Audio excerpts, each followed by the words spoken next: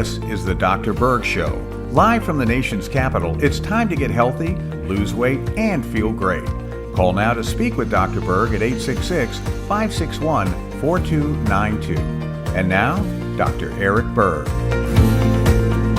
Hey guys, welcome back. It's Friday morning at 9 o'clock in the morning Eastern Standard Time, and we're here to take your burning questions. So basically doing this from Northern Virginia, Alexandria, and we have people from all over the world logging on right now. There's a lot of questions. So if there's a burning question, here's the number. Write this down, 866-561-4292, and we'll try to get through to some of these answers. So we're going to take Todd, you're first from Florida. You had a question about intermittent fasting. Go ahead, Todd.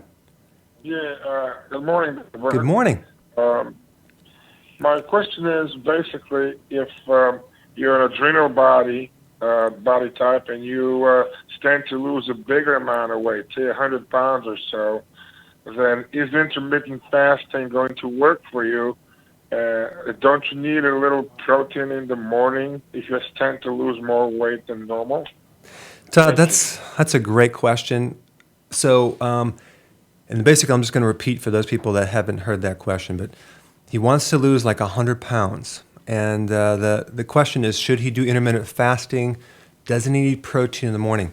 Well, here's the thing. The principle behind intermittent fasting is that you're lowering insulin because food in general triggers insulin.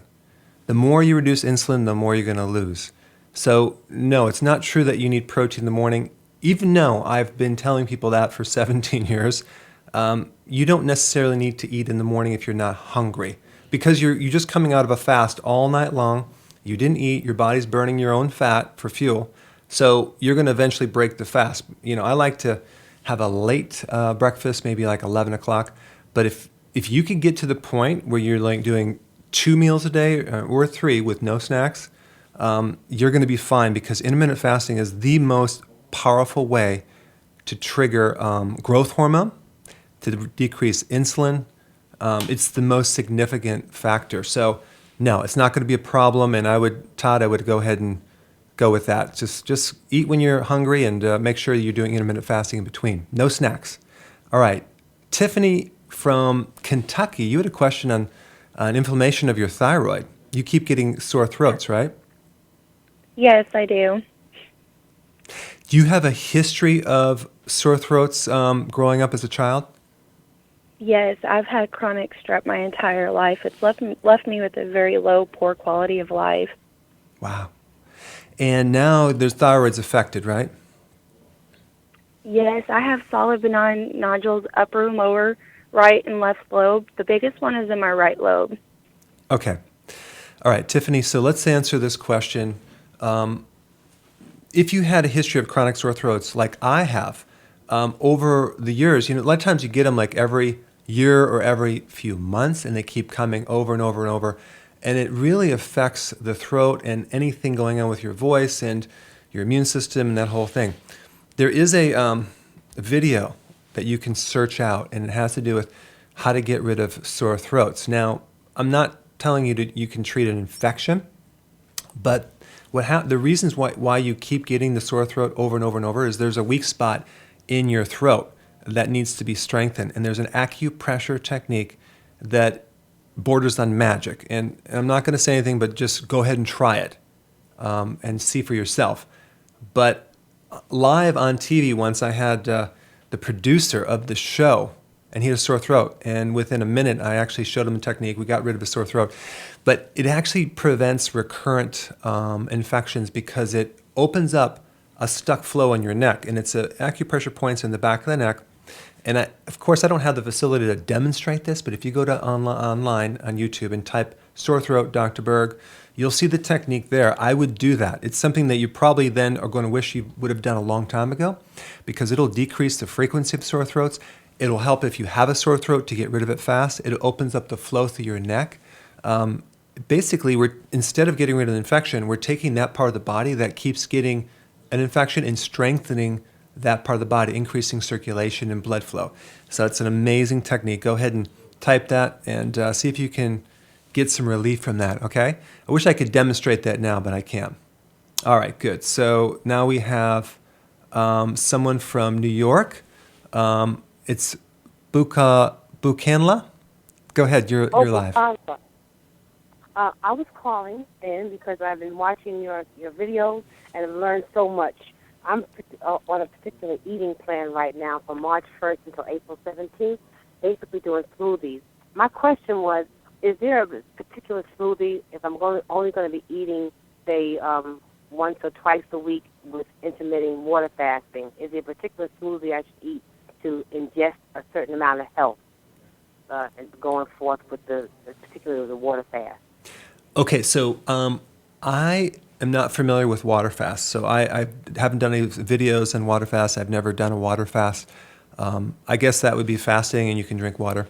I'm not opposed to that as long as you're consuming, when you're eating real nutrient-dense foods. If you're going to do smoothies, for example, I can comment on that because I'm experiencing that. I like to do them with a combination of cruciferous, mainly the kale. I like parsley, beet tops.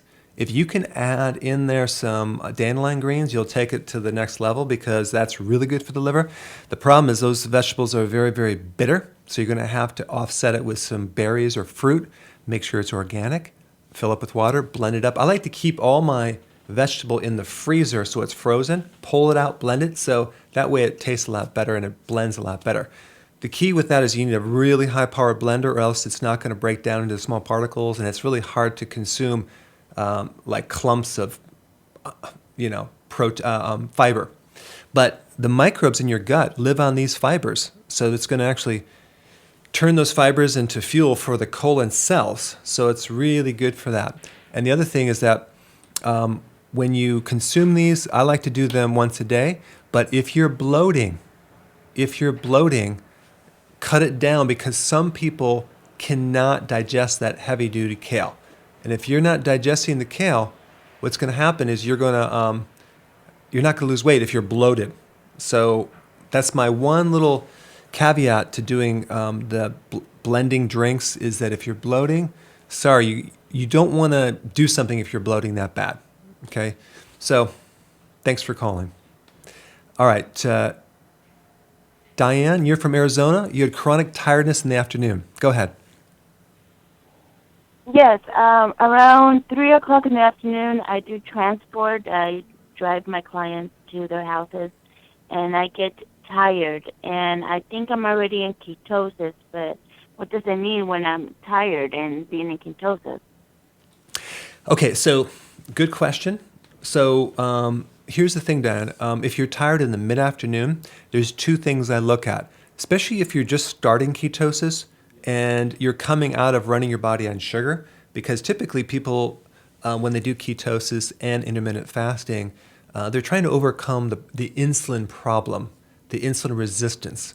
So one of the symptoms of insulin resistance is you get tired during the day, especially after meals.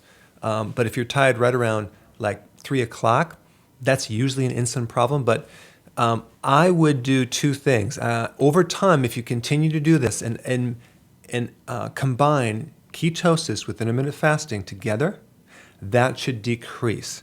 The other two things I'm going to recommend is focus on your sleep, because if you're not getting the quality sleep, you're going to be tired during the midday. And the third thing I would recommend in the meantime is, because you want to do intermittent fasting, you don't want to eat anything between the meals, you could drink kombucha tea. And that seems to give your body enough fuel without kind of adding in a meal. But that's lactic acid. It's really good for the colon. It seems to help a lot of people bring up their energy.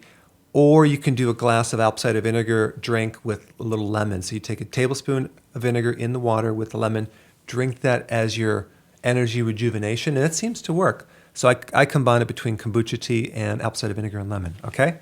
Hope that helped. All right, so George from Toronto has a diet question. Go ahead, George. You're from Canada. Hello, Dr. Berg. First of all, thank you for everything you're doing.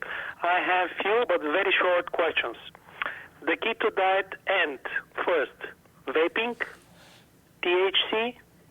Third place is for those keto stripes. how much ketones is normal to have. And the fourth is for apple and consuming apple. In your book, you're mentioning anytime as much as you want.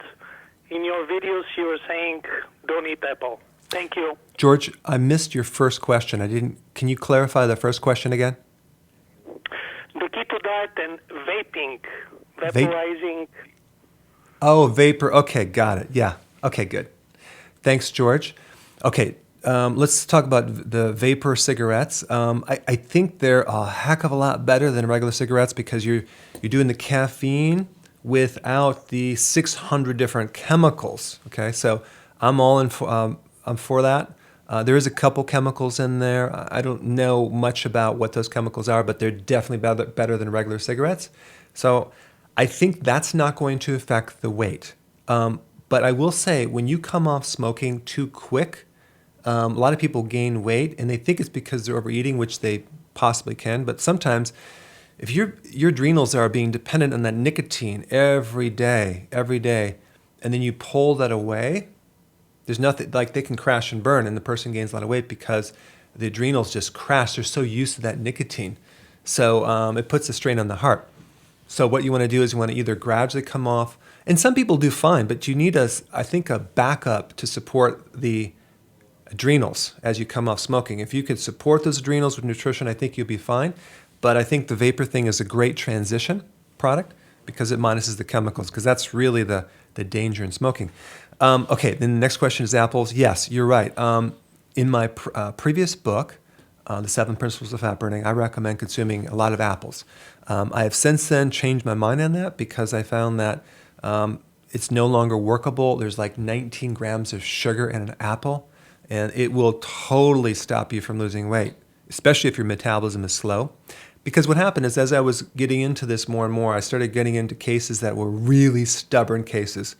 And so what I did is I started to what do I have to take it in, what do I have to change? And it was those fruits, especially the apple. So in the new updated book that's coming out, hopefully in 6 weeks or shorter, you'll see that no apples, no more apples for you. Sorry. Okay. Thanks, George. All right. So let's see. Susan from Florida, you had a question on insulin resistance and supplements. Go ahead. Hi, Dr. Berg. Thank you so much for taking my call. I'm learning so much from you. I'm 44. I'm type 2 diabetic, and I have PCOS.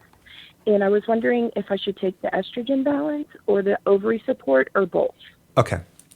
Good question. So I don't have the ovary support, so I just have the estrogen balance, so that rules it out. Yeah, I would take the estrogen balance, and the reason for that is that will naturally help balance the female organs. But let's just take a look at the whole picture here. You're diabetic type 2, and you have PCOS. And when you look up the data on PCOS, it's very interesting because they always say one of the symptoms from PCOS, which is high androgens for a female, polycystic ovarian syndrome, they say it's one of the symptoms is insulin resistance. But what I found, it's the insulin resistance that is causing the high androgens because insulin turns into androgens. Interesting. So if you were just to focus on lowering the insulin, okay, you'll probably get the most success, and that would be watch all the videos I have on ketosis, supporting the insulin with their key nutrients, potassium, B vitamins, chromium, apple cider vinegar. All those things are going to be really, really key. In my membership site, I do teach a technique, an acupressure for the ovaries. It's something you could look at too, just if you wanted to have a comprehensive handling on that. But I think the estrogen balance would be helpful, but just realize everything you do has to be in the direction of lowering insulin if you want to kill 2 birds with 1 stone, like handle the diabetes and the PCOS. Okay, thanks, Susan. Joanne, you're in Canada.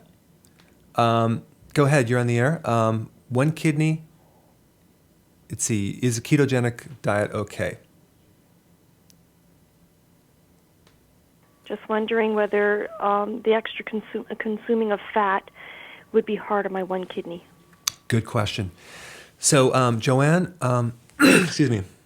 So if you have one kidney, I wonder if you have one adrenal too. What if they took that adrenal off? I don't know. But regardless of that, I think the ketogenic diet would be the most friendly for having one kidney because it's a low stress fuel source.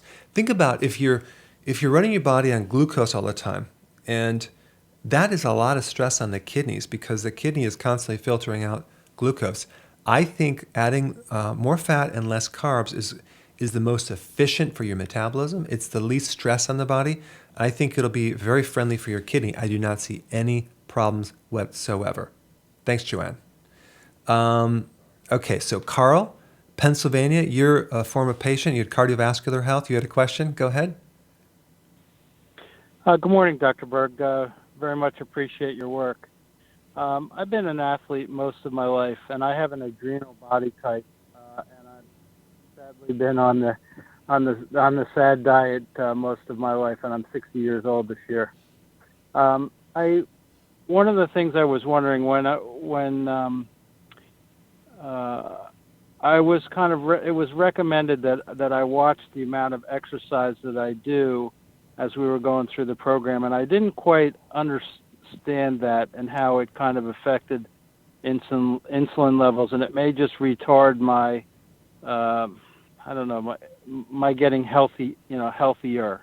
Too much exercise would actually not necessarily at that point in the beginning stages of it be that great of an idea for me. So I was just wanting to get an overall comment about that. Well, thanks, Carl, for keeping it to one question because that's a broad point we can go into. But yeah, so that's a good point. There's always this critical balance, and it's always an individual thing on the balance of how much exercise, how intense, versus how much recovery that you get for a body type, especially if the adrenals are involved. Recovery is the most important factor for metabolism and health. In fact, I'm going to be releasing a video probably in 2 days on a simple test that you can do to predict if you have at risk for a heart attack. And what you do is you measure your peak pulse rate after a minute of high intensity exercise. So we check your pulse rate. Let's say your pulse rate is 130, and then after a minute, we reassess the pulse rate of rest. And if it comes down less than 12 points, right there, you're at risk for a heart attack. It's a good indicator to see how well you're recovering. When you work out, there's something in the background in your body called the parasympathetic nervous system that works really hard to bring your body to a reset point. So it's a kind of if you can imagine like you have a wave in your body that's constantly like oscillating and it's pushing your heart rate down. It's helping you sleep. It's helping you calm down. When that system becomes broken, stress goes up, pulse rate goes up, you don't recover. So I've taken people, even with weight loss, and switched their workouts down to once a week, and they start losing weight, and they start doing better. So yes, exercise can prevent sleeping, and it's always a delicate balance, but I always like to start gradual and slowly add it in there because even myself, if I work out too much and too consistent and don't take a day off, it affects my sleeping, it affects my recovery, it kind of nullifies the results. So I think that's a good point, Carl. I think I would tone it down and just see if everything doesn't get better after that. All right? Thanks. All right, so we have a question from India, sore throat. Go ahead, you're on the air. It's Ankit? Hi, doctor. Hi. Yeah, hi, Dr. Berg. This is Ankit from India. So actually, I have a sore throat and hyperhidrosis. The major problem is hyperhidrosis, so I excessively sweat under my underarms and feet. So these regions are like that, they, sweat, so it's kind of embarrassing. So I've tried some herbs like sage, and I take wheatgrass, I take B complex supplements, and have changed certain diet patterns like avoided sugar, but it has helped me. But still, hyperhidrosis is present. So can you make a video? Or can you just describe a diet to help hyperhidrosis because embarrassing? Yeah, sure. Okay, so a gentleman from India is calling. He has a condition which basically is excessive perspiration underneath your armpits. So you're sweating very easily, and it's very embarrassing. It's very a pain in the butt. So anytime you either come to the shower or you sweat very easily out of the palms or you're underneath your armpits, what that is a sympathetic dominance problem. Part of the nervous system called the sympathetic nervous system, which is part of the autonomic nervous system that runs on automatic, controls the sweat glands. So if you're sweating too easily, it just means that your adrenals are a little bit overwhelmed. So I'll create a video on that to give you some specifics, but generally speaking, I would start researching some of my videos on how to strengthen your adrenals, how to recover your adrenals. It's basically an adrenal issue, and you want to really align all your actions with calming the adrenals, making sure that they can recover so they don't get overwhelmed easily and you don't have perspiration. All right? Thank you. Elizabeth, you're from Texas. Go ahead. You're on the air. Hey, Dr. Berg, it's really good to talk to you. So I was wondering what you recommend for managing weight as well as hormone changes while on the Depo birth control shot, because I have gained 20 pounds as well as gone through depressive mood disorders because of that. And I've started exercising, started eating well. There's just nothing that's changing it. So I was just wondering what your opinion was. Good question. Okay, Depo is it's a high level progesterone injection of birth control to actually stop the birth control for periods of time. Honestly, I don't like it because it does cause a lot of hormone shifts, especially with weight gain.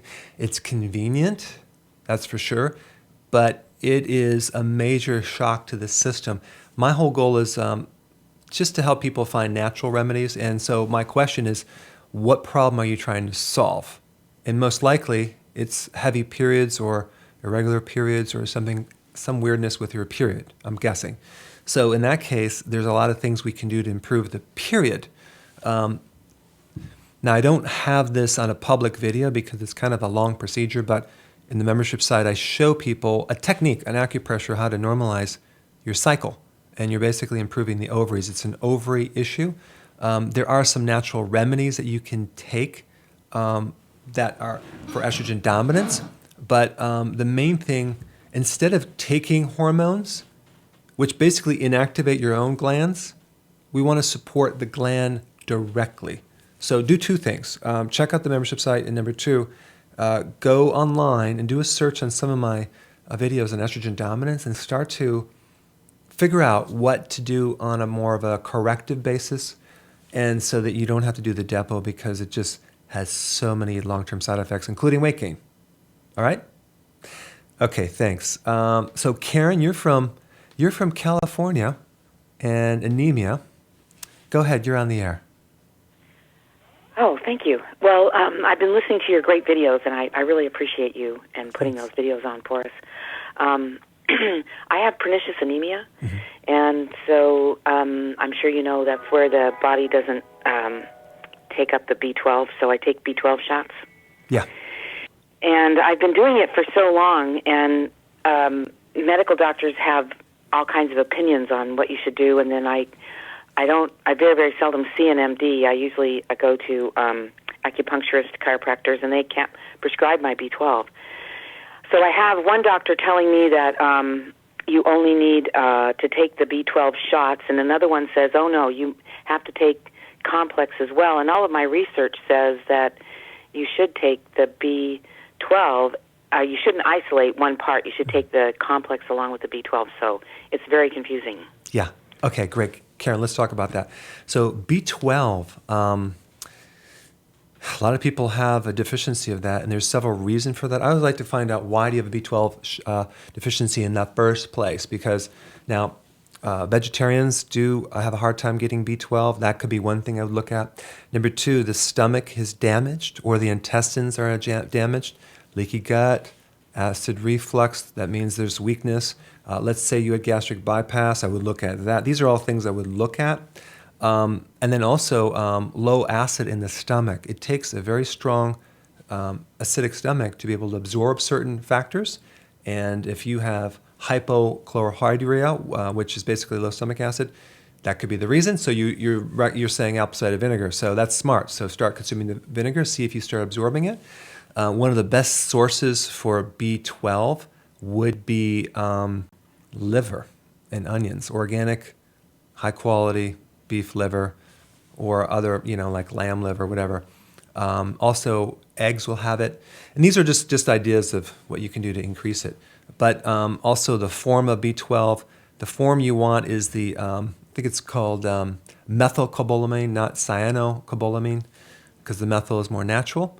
But I think getting to your question, because this is a long way to your question, yes, you always want to take the B complex in the natural balance of the whole complex, because in nature, nothing ever comes as a B12 directly. It's always in the combination. So when you take too much of one B vitamin, it can create deficiencies of the other parts of the complex.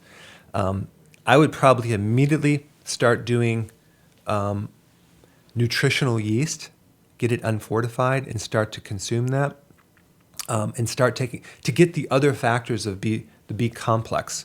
And that way, if you do get injected, at least you're not going to create problems with the other factors, and you're getting that another way. So that's kind of a fast answer to some ideas, so you might want to try, but thank you so much for calling.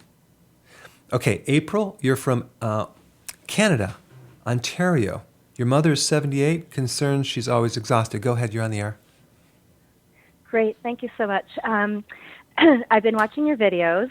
They came as a recommendation from a woman in my mom's building.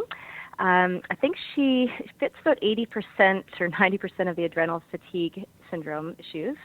But she's seen 5 specialists in the last year for issues of diarrhea that she's had with like kind of a gel coming out of her about once every day for the past year. Skin irritations, insomnia started in November, and some hot sweats at night.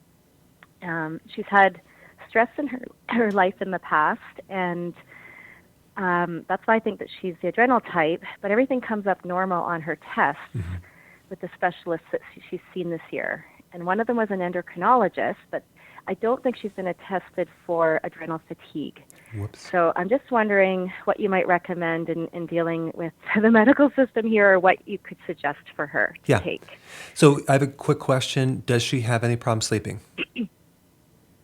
Oh, she's not, like starting in November, it started with the sweats, and she will sometimes sleep 1 hour a night, 2 hours. We finally got her on a sleeping pill about 2 months ago. I begged the doctor because I was worried of her having a heart attack or a stroke.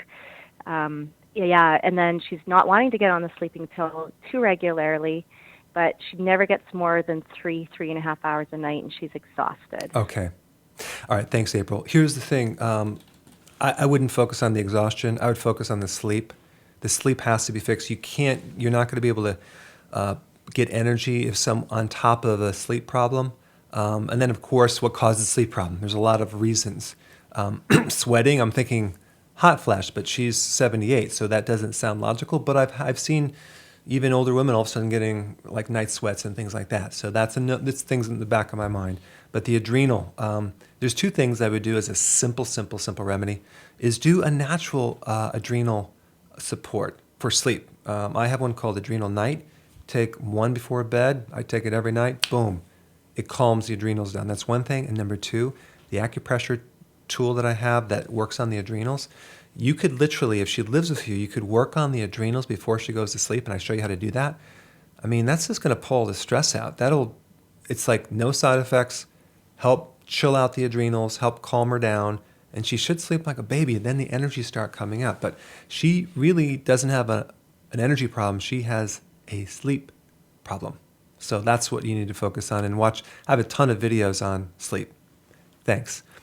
Alex, you're on the air from Texas. Hey, Dr. Berg. Good to hear from you again. I have a question about being on the ketogenic diet and doing coffee enemas to help detox the liver. Yeah. Good question. I'm not opposed to the coffee enemas if they're done sporadically, but think about this. When you're doing a coffee enema, you have all those receptors for caffeine in your colon. You're basically taking the caffeine and it's going right into the bloodstream like that. So it's a situation where it's kind of like the question is coffee bad? Well, in excessive amounts. So if you do a small amount, let's say every so often, I think that's a great way to purge the liver and the gallbladder and dump it. But we got the caffeine issue too, which kind of hurts the adrenal. The adrenal and the liver if you do too much. But I think if you do it sporadically, that's going to be fine. But again, anytime that people ask me about cleanses, colon cleanses, gallbladder flushes, enemas, those things are good for a short-term quick thing, but really doing a long-term healthy eating thing is ultimately the best thing with cruciferous and vegetables, so you're actually healing it. Because as soon as you dump some of those toxins, most of the toxins in the body are fat soluble, so they take a long time to get rid of, and they're not water soluble, and they don't really dump. But if you're taking an herbal detox, you can get really sick if you dump too many poisons in the system too fast. So my short answer to it is basically sporadically, do small amounts here and there, and I think you'll be fine. Thanks. Teresa, you're on the air from California. Hello. Hi. I have a question. I had about 13 years ago, I had gastric bypass RNY distal. And since September, I started a ketogenic diet. I've lost about 80 pounds. But the last month or so, I've kind of stalled. And I don't know if maybe I need to. I just recently found your videos, and I believe I'm the adrenal type. You said you had gastric bypass? Yes, about 13 years ago. Okay. I'd regained weight, of course.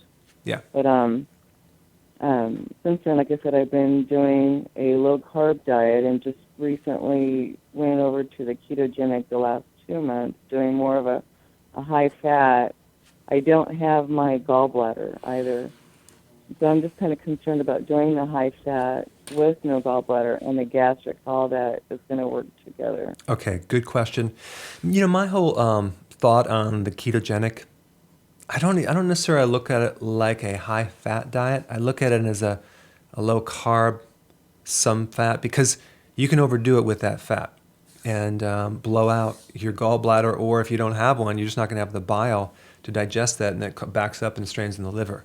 So when you have a gastric bypass, they manipulated the surface area of your stomach and sometimes your intestine. And there's several problems with that you have to look at. Number one, the biggest deficiencies, and I'll have to do a video on this, is trace minerals, because you don't get the trace mineral absorption. And then you have all these little weird things with protein, hair, nails, skin, collagen. It doesn't come back. So that's one thing I would look at. And also the fat-soluble vitamins, which then, if you don't have a gallbladder, you can't absorb those. So you're going to probably have to supplement your diet with either bile support formula and trace minerals. Those are the two things I'm going to recommend. And you're going to have to go light on the fats for a while because you don't have the full capacity of digestion, and then just play it by ear. If you have too many fats, it's going to create bloating and right shoulder pain, so that's your indicator that you're doing too much. All right, thanks. Amy, San Francisco, go ahead, you're on the air. Hey, Doctor. Hi. Hey, great to talk to you. I am calling in because I had a left ovarian cystectomy a few months back.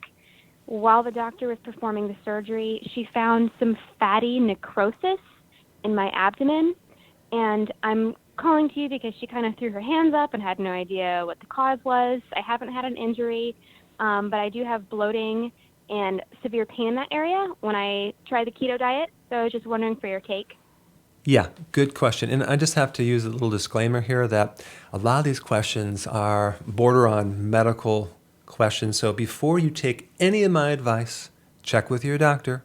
I'm just trying to give you and your doctor food for thought to think about, to do research. So that's my disclaimer. Okay? Good.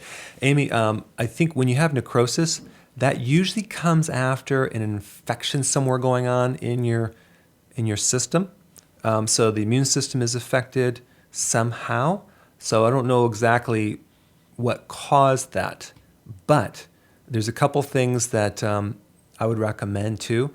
The ketogenic diet will remove a lot of fat from the body, but one of the side effects is a fatty liver. So since you already have some fatty tissue in the abdomen, I think what I would recommend is you're going to have to consume something called choline. It's a natural B vitamin. It's a lipotrophic thing to help keep the fat going out, and then a high quantity of leafy greens, especially the maybe Swiss chard or kale or spinach, to keep that fat cleaned out. And then if there's any, for the necrosis part, there's an enzyme to clean that up. It's called serrapeptase. You can look that up. Take it in on an empty stomach, 200,000 IUs, and I think that will, over time, clean up any type of old scar tissue or whatever that happened in there, but I think it was based on an infection. All right? Thanks, Amy. George, you're on the air. You're from Toronto. Hi, Dr. Berg. The guy with the short questions you didn't answer. The ketogenic diet connection with the THC and medical marijuana. And the other one is about those keto sticks, the stripes. When you test yourself, how much ketones it's normal to have in your blood? And last, very short, what hair shampoo and conditioner are you using? Thank you. Okay. So the first question about marijuana, I'm not recommending it. It does store in the fat cells. I think it creates other problems. I know some people disagree. I think it also affects overall kind of vitality in general. I've noticed that. So I'm not recommending that, in fact, at all. In fact, I recommend you don't do it. I would find out the real reason why you need it and get to that. Maybe you're stressed. Maybe you need to calm down. Maybe you need some natural type things. Now, the keto strips, basically it's real simple. You look on the back of the label. I don't have these values memorized as far as the depth of ketosis that you can get into. I know there's several different ones. You do the keto strips with the blood. You can do the breath analysis. You can do the urine testing. So they all have their different numbers, so you can just look on the back of the label. I have a video on the specifics that as far as like differentiating between a healthy ketosis and ketoacidosis. You can look that up too. And the last question is shampoo and conditioners. I use some of the, I don't even know the name of the one that I use, but I use a cleaner version that has less chemicals. And I think out of all the things, out of all the things that are bad for you, that's probably low on the list as far as, shampoos and things. There are so many other things that are so deadly dangerous. So I'm just going to say go to the health food store and find something clean, because I don't have any specific brand that I really focus on because it's a minor point. But thank you so much for your question. Linda, you're from Minnesota. Go ahead, you're on the air. Yes. Hi there. How are you? Hi. Hi. How are you? Good. Good. Hey, I got a little background for you.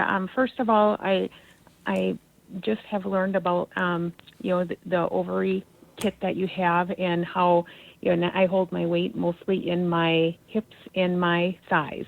Okay. And I'm really interested in trying that. A little background is I had breast cancer. I got the all clear, and I'm on tamoxifen for the next 5 years. And what I'm wondering is, in the cancer I had was very strong estrogen. So in my brain, it's like, oh, this makes really big sense to me, And so, anyways, what I'm wondering is, the ovary kit that you have, does it have any herbs in it? Because there are some herbs I need to watch. Because I'm taking the tamoxifen. Yeah. Any thoughts on that? Yeah, Just good. because it looks like it would be a great kit. Good. Okay. Thanks, Linda. And I know there's so many questions, and unfortunately I won't be able to get to all of them, but I'm going to go as fast as I can, because I know even the Facebook and the YouTube is blowing up with a lot of questions here. So I would love to answer them all. But let me answer this question. Linda, I used to have a product called Ovarian Support, and it had a couple herbs in there that might have conflicted, but I recently replaced that with a product called Estrogen Balance with DIM. There are herbs in there, and you can go online and look up on the label and see all the different herbs. But these herbs are very specific in lowering estrogen. They're not going to raise estrogen. And even the DIM and the cruciferous vegetables. DIM is like a super concentrated cruciferous vegetable. It's like a natural way to, it's kind of like a healthy version of tamoxifen. It lowers estrogen. And then in the kit, you also have all the cruciferous, which is killer as far as to have all the cruciferous and sea kelp all in one with a lot of other cool things. And then you're consuming that as far as just to bulletproof yourself for your immune system and clean up the excess bad estrogen. I think that kit would be the safest thing you can do. And but do some research on it, and then you decide. You can check with your doctor. But I have all the herbs listed, and there shouldn't be a problem with raising estrogen at all. Okay? Thanks. All right. So so we also have, let's see. I think Steve from New York. Yes. You're next. Oh, hello. Hi. Hi. I believe the medical term that was always used was Thermogenics. I did my evaluation in the beginning of February, and I've been doing the product lines that I've been doing, and I've been noticing that in the evening, in different parts of my body, whether it's my thighs, my hips, my pectoral area, that I'm getting more heat. I cannot tell you right now because I can't get to a scale whether I've lost 10 pounds or whether my massage therapist is correct and she thinks I've lost 30 pounds. I assume that the heat is an indication that my body has ramped up and it is now burning the fat, but I have not been able to get clarity on that. Good question, Steve. There's a lot of confusion on this thermogenic aspects of weight loss because people talk about fat burning, right? You think it's like this heating up, but actually the burning of fat does not increase the temperature of your body. True burning of fat or any fuel does not increase. It's not a heat thing. That's not what melts it. But in our minds, it sounds logical that you would take fat on the oven and grease and melt it, or melt butter and it's breaking down. But in the body, that's not how it works. That's not how fat is broken down. It's basically going through a whole machinery with these little cells called mitochondria, and it's breaking down using certain minerals, and it's used for energy, but it's not heat. I'm not sure what's happening to you, but I don't think it's related to fat burning. But check on the scale and see if you actually lost any weight. But I don't think it's the thing that's going to help you burn fat, because there's a whole weight loss program now that you're actually taking cold showers and you're putting yourself in ice to speed up the metabolism. So, and people are dropping a lot of weight from that, even though it's very uncomfortable. So that, or other people think I'm going to lose weight, I'm going to go into a sauna and heat my body up. Well, that doesn't ever work. So that's my response. Thanks, Steve, for your question. Okay, so Virginia, this is a question from Collagen for joint pain. Will it affect your heart? Go ahead. I think it's Niaz. Yes. Go ahead. You're on the air. Yeah, actually, I have a family history of heart attack. My mom and my brother passed away from heart attack. So I read about collagen that can affect your heartbeat. So I am afraid to take it because the hair formula and also the type 2 collagen that you recommend for joint pain, I tried it for a few days and I stopped it because I was afraid of that. So I want your opinion on that. Okay, great. Honestly, collagen doesn't negatively affect the heart. I mean, I think you could maybe have too much, but the collagen in supplements or even collagen in general will not affect the heart. But there is some data on fibrous tissue maybe clogging the heart up, but that's not coming from collagen. The biggest problem with collagen is the digestive system not being able to digest it. If your stomach is not strong, it takes a really strong stomach with a lot of good acid to digest collagen. But honestly, consuming collagen is not bad for the heart. In fact, it probably will help the elasticity of the heart valves, and as long as you can digest it. So I do not think there's going to be any problem at all related to your heart. Thanks. Steve, you're from Utah. You have a question on the ketogenic diet. Yes, I do. Can you hear me? Yeah. Go ahead. All right, great. I've been following you for a long time, so thank you for all your work. I've learned a lot, and I've made a lot of progress. Awesome. I actually have a real simple question for you. How do you feel about whole milk on the ketogenic diet? Good question. So Steve had a question, whole milk. There is a bit of lactose in the sugar of milk. It's pretty high. It's close to yogurt too. I think it's like 10 grams per cup. But double check to make sure that's true. I'm not crazy about milk in the ketogenic diet. I would recommend a fermented milk in a raw milk cheese, a really good cheese. That would be good to consume because it has low levels of milk sugar. But if you're consuming an occasional raw milk, if you're from a state that you can buy it from, I think that's a really good thing for other reasons occasionally. Personally, I can't even digest it. For some reason, it's too heavy. But I don't think I would drink milk if you're on the ketogenic diet because there's a good amount of sugar in there, unfortunately. All right. Thanks, Steve. Appreciate that. All right. So, Marie, you're from Texas. Go ahead. You're on the air. Hi, Dr. Berg. Thank you for taking my call. I'll try and be really quick. I have a hypothyroidism, and that occurred because I had nuclear radiation because I was hyperthyroid. Okay. And I recently had a diagnosis of type 1 diabetes. So I radically changed my diet to no grains, no wheat. I eat about, 8 cups of vegetables a day, a little bit of protein, and I exercise twice a day. My energy is good. My sleep is good. The only thing is I seem like I'm gaining weight, and I'm not losing weight. And for the diabetes, I'm on insulin. So I know insulin will not help you lose weight as well. But I just don't know, what do I need to do at this point? Yeah, good question, Marie. So let's answer that, okay? So here's the situation. You had hyperthyroidism, which usually comes from adrenal stress, and then boom, they radiated you, and then now you're you're hypothyroid, okay? So we have that. Now we're type 1 diabetes. So you got... See, one of the key fat-burning hormones is the thyroid hormone, so we don't really have that part of the picture. Now we have high levels of insulin from the diabetes, so we got that kind of stopping. You have a lot of barriers here. So I think what you're going to have to do, honestly, because you're missing all the fat-burning hormones that you really need, I think what you might have to do is do a little bit more strict intermittent fasting in that you do, and I don't normally recommend this, but to lose weight, and because your thyroid is hypo and your metabolism is probably really, really small right now, I would go to 2 meals a day, and then I would actually over time go to 1 meal a day.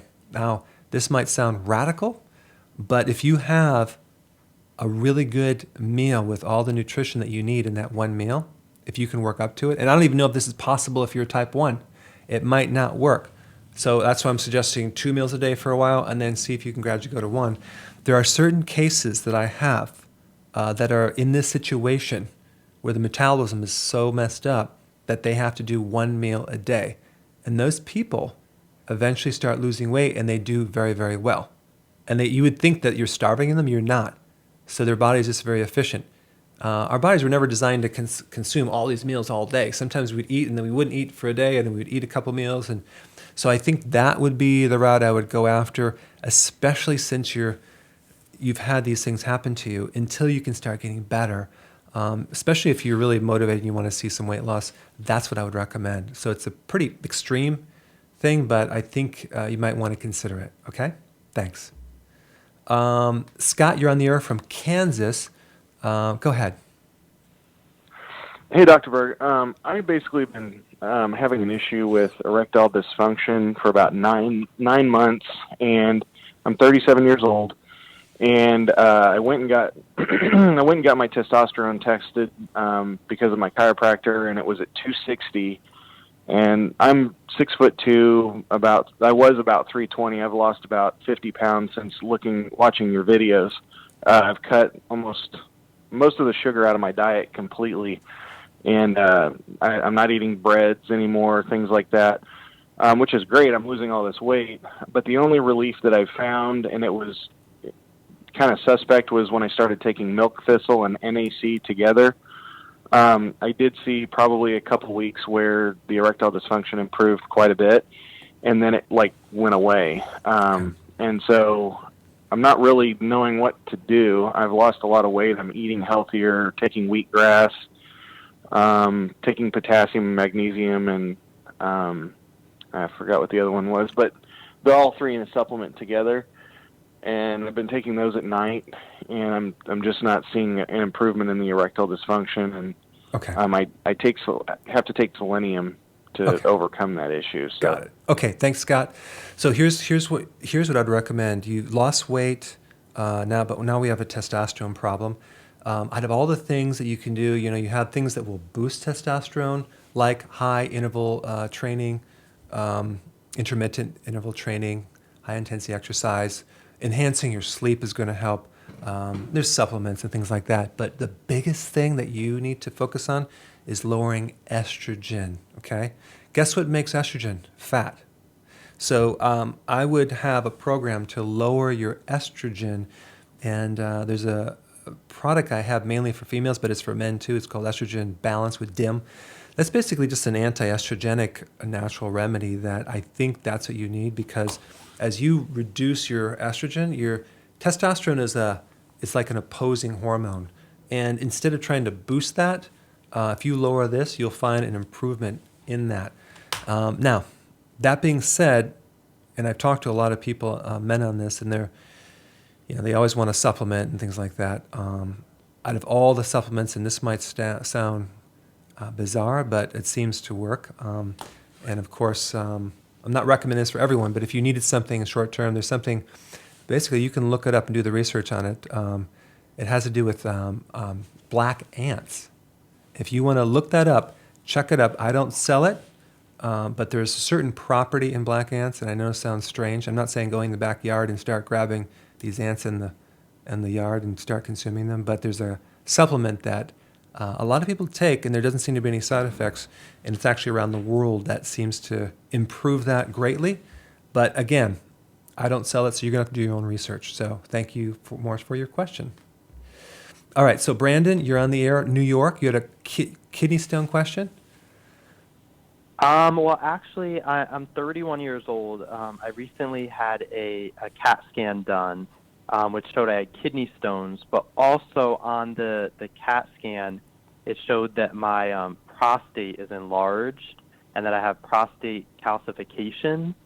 I watched your video about prostate, but I eat extremely healthy. I try to eat mainly whole foods, organic, and I was wondering, being that I'm only 31 years old, I was wondering what I can do to kind of prevent from having the prostate get worse. Yeah, good question, Brandon. One of the biggest factors for heart problems right now, the biggest indicators of mortality from heart is soft tissue calcium levels, and that's what they're measuring now. So you can have soft tissue calcium that goes in the prostate, in the kidneys, on the eyes, all over the body.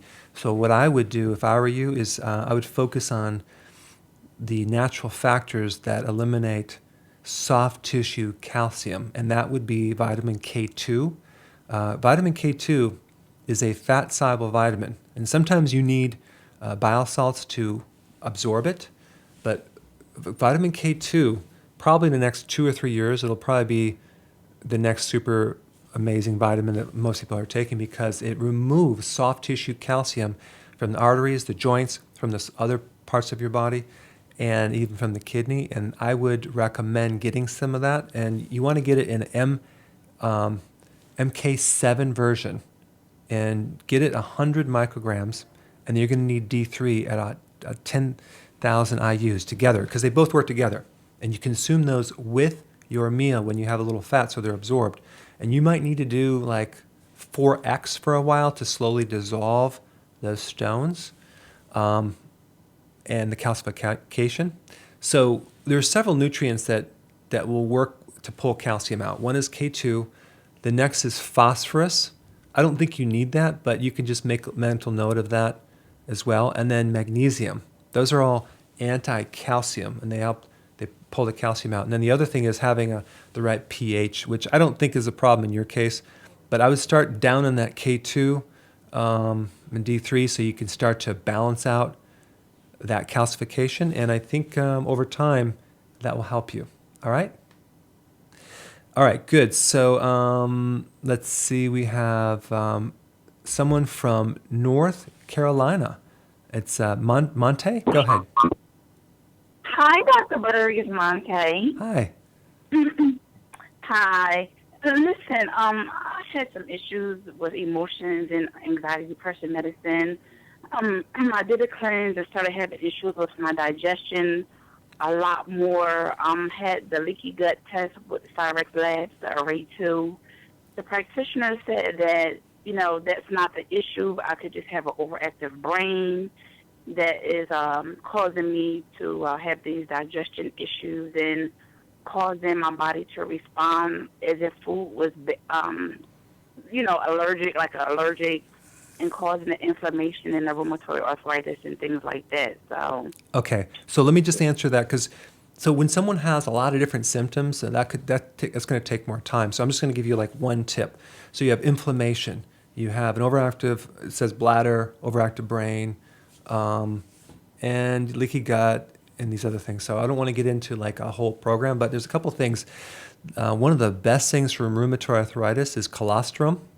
That's a product you can find somewhere on the internet, but that's really good for the immune system, okay? That is awesome for rheumatoid arthritis. It reduces inflammation, okay? The other thing is stinging nettle root. That's another great thing for inflammation. And then for the overactive brain, I would recommend vitamin B1 from nutritional yeast. That chills out that excessive thinking. And lastly, an overactive bladder, that's mainly an insulin problem. So what you're going to have to do is you're going to have to do some of the programs that I recommend, and I teach how to do this, intermittent fasting and ketosis, and to drop the insulin down to help your bladder. So check that out, and I hope that helped. Hey, listen, guys, this was great. I know there's a ton more questions, but we reached our limit here. I want to thank you so much for watching. Stay tuned for more Q&As. I'll remind you guys through the week. But have a great week and keep watching my videos. I'll start to put some more out that'll answer some of the questions that I see. And have a great week. Thanks for watching.